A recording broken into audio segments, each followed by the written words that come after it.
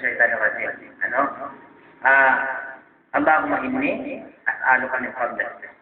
Allahumma inni min ash-shaytanir rajim. O ya Allah, ilayo mo ako sa mga panlilinlang ni Shaitan. Ano? Ilayo mo ako sa panliling ng Shaitan o Iblis. A'udhu billahi minash shaitanir rajim. Ako ay magpapagpupok sa Allah Subhanahu wa Ta'ala laban kay Iblis na isinumpa. Ganyan tayo sa lahat ng oras para hindi tayo maibigaw ni Iblis. Alam niyo ba, kilala niyo ba si Iblis? Kilala niyo? Si Shaitan, si Satanas. Alam niyo ang kwento niyan? Hindi alam.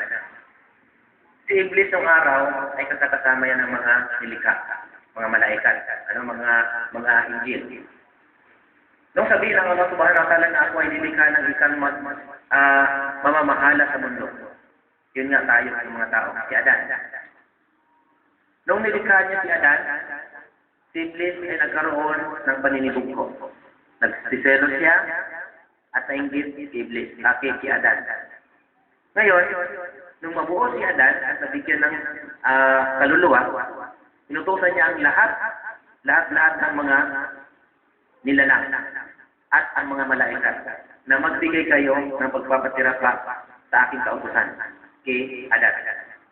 Lahat nagpapatira pa kay Adan. Maliban si Iblis. Nagmamalaki si Iblis. Sabi ng Allah, o Iblis, o Shaitan, ano ba ang pumitigil sa'yo? Bakit hindi mo ako sinunod sa utos ko sa'yo?